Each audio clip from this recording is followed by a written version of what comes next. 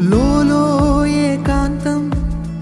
నా చుట్టూ అల్లిన లోకం నాకే సొంతం అంటున్నా విన్నారా నేను నా నీడ